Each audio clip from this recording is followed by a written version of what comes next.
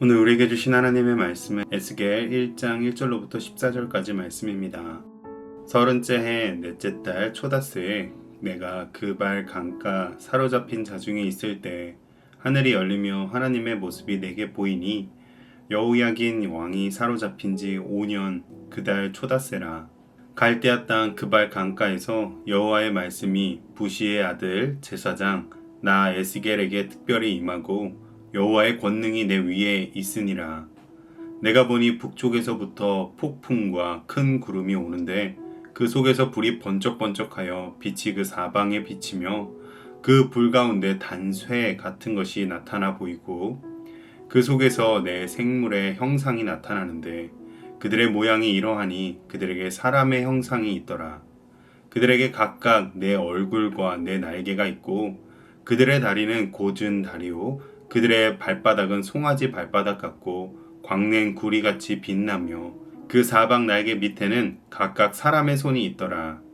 그 네 생물의 얼굴과 날개가 이러하니 날개는 다 서로 연하였으며 갈 때에는 돌이키지 아니하고 일제히 앞으로 곧게 행하며 그 얼굴들의 모양은 넷의 앞은 사람의 얼굴이요 넷의 오른쪽은 사자의 얼굴이요 넷의 왼쪽은 소의 얼굴이요 넷의 뒤는 독수리의 얼굴이니 그 얼굴은 그러하며 그 날개는 들어 펴서 각기 둘씩 서로 연하였고 또 둘은 몸을 가렸으며 영이 어느 쪽으로 가면 그 생물들도 그대로 가되 돌이키지 아니하고 일제히 앞으로 곧게 행하며 또 생물들의 모양은 타는 숯불과 횃불 모양 같은데 그 불이 그 생물 사이에서 오르락 내리락 하며 그 불은 광채가 있고 그 가운데에서는 번개가 나며 그 생물들은 번개 모양같이 왕래하더라. 아멘. 에스겔서는 예루살렘이 바벨론 군대의 침공으로 말미암아 함락됨으로써 유다가 완전히 패망하는 전과 후의 시기를 배경으로 합니다. 그렇기에 에스겔서에는 타락한 유다에 대한 하나님의 심판으로서의 멸망과 이후에 하나님의 주권에 의한 회복의 예언이 핵심 메시지를 이루고 있습니다. 그 가운데 오늘 본문은 에스겔이 포로로 끌려온 후에 영광의 환상 중에 소명을 받는 것을 다룹니다. 에스겔의 기이하고도 놀라운 소명 체험은 에스겔이 받은 메시지가 자신의 말이 아닌 하나님의 계시임을 증거합니다. 특별히 환상 중에 내 생물의 수종을 받으시며 궁창위 보좌에 장엄하고도 찬란한 형상은 하나님의 능력과 영광을 강력하게 강조하는 것인데요. 오늘 이 말씀 속 나라는 무너지고 포로로 끌려와 그발 강가에 있던 에스겔이 본 환상은 어떤 의미를 담고 있는지 함께 살펴보도록 하겠습니다.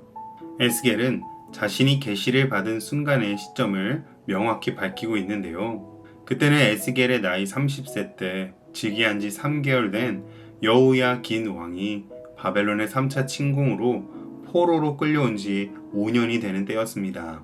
그는 그발 강가에 있었는데 여기는 유프라데스 강의 주요 지류로서 포로로 잡혀온 수많은 이들이 바벨론 주요 도시들을 연결시키기 위한 대규모 운하 건설 공사 현장이었습니다.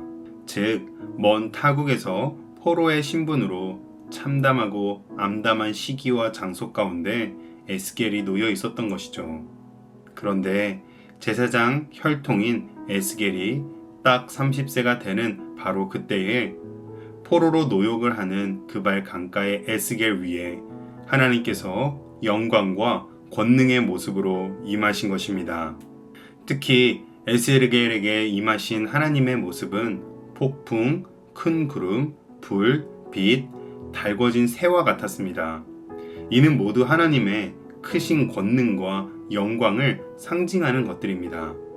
이처럼 우리가 절망과 좌절 가운데 있을 때라도 하나님께서는 우리를 주목하여 보시고 계시며 언제나 어디서나 함께 하시는 분이십니다.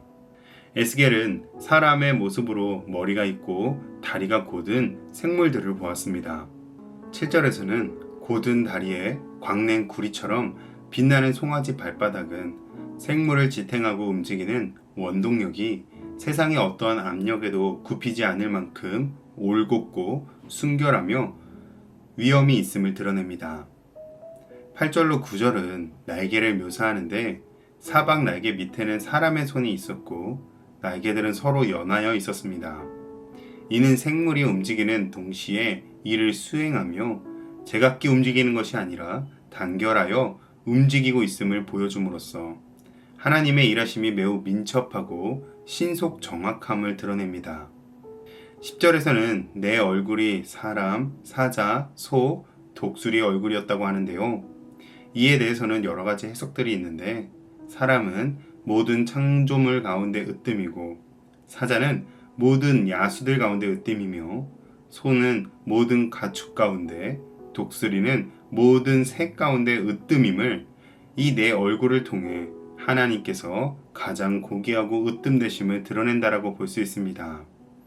또는 사람의 얼굴은 위엄과 고귀함을, 사자는 맹렬함과 힘을, 소는 순종과 번성을, 독수리는 신속함과 위풍당당함을 상징하여 하나님의 속성을 드러낸다라고 볼 수도 있죠.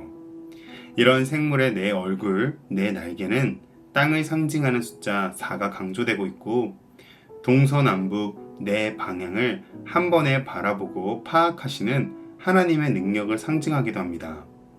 이렇게 하나님의 고귀하고 초월적인 권능이 사방 온 땅을 주관하고 섭리하고 통제하고 있음을 드러내고 있는 것이죠.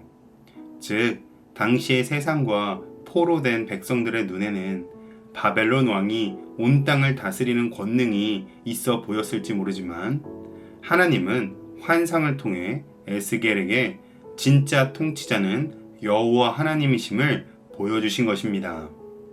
이처럼 우리에게도 세상의 권력이 모든 것을 결정하는 것처럼 보일 때 하나님의 주권을 믿는 믿음을 가져야 합니다. 우리가 겪는 시련과 고난 그 속에도 여전히 하나님이 통치하고 있음을 믿으시기를 축복합니다. 이어 생물은 두 날개로는 몸을 가리고 나머지 두 날개는 들어 펴서 날고 있습니다. 날개를 편 모습은 언제든 준비되어 있는 모습으로 곧 하나님의 명령을 즉시 행하기 위한 태세입니다. 이 생물은 영이 가는 방향으로 움직이며 돌이키지 않고 곧게 나아가는데요. 이는 그들이 하나님의 뜻에는 지체함이 없이 완전한 순종을 하는 것을 보여줍니다. 13절로 14절에 보면 생물들 가운데 불과 번개, 즉 활발한 움직임과 하나님의 거룩한 임재의 상징이 나타납니다. 이 장면은 마치 신속하고도 전능하신 하나님의 일하심을 상징하는 것이죠. 포로로 끌려온 유다 백성들은 하나님께서 성전과 함께 예루살렘에만 계신다, 이제는 하나님의 일하심이 끝났다라고 생각했을 수도 있습니다. 그러나 하나님은 지금 이 갈대아 땅의 그발 강가에서도 임하시고 계시며 역사하고 계십니다. 이는 하나님이 장소에 국한되지 않는 분, 곧 무소부재하신 하나님이심을 보여줍니다. 이처럼 우리가 어디에 있든지 하나님은 거기 계십니다. 병상 위에 있을 때에도, 광야와 같은 직장에서 힘겨워할 때에도, 깊은 외로움 속에 있을 때에도 하나님은 우리와 함께 하시며 매우 신속하게 응답하시고 일하시는 분이십니다. 그발 강가에도 오늘 우리의 삶에도 임하시는 하나님을 신뢰하시기를 축복합니다. 에스겔은 환상을 통해 우리에게 이렇게 말합니다. 하나님은 실패와 절망의 순간에도 무너진 인생의 자리에도 여전히 말씀하시며 여전히 일하고 계십니다.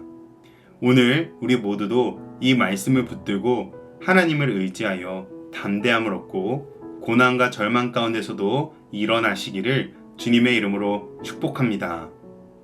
기도하겠습니다. 인생이 무너진 자리, 모든 것이 끝난 것 같은 그발 강가에도 임하셨던 하나님께서 오늘도 여전히 살아계심을 믿습니다. 내가 있는 자리에 찾아오셔서 말씀하여 주시고 하늘을 열어 하나님의 영광과 권능을 보게 하여 주시옵소서. 세상의 권세가 모든 것을 지배하는 것처럼 보일지라도 진정한 통치자는 여호와 하나님이심을 고백하며 내 삶을 다시 맡겨드립니다.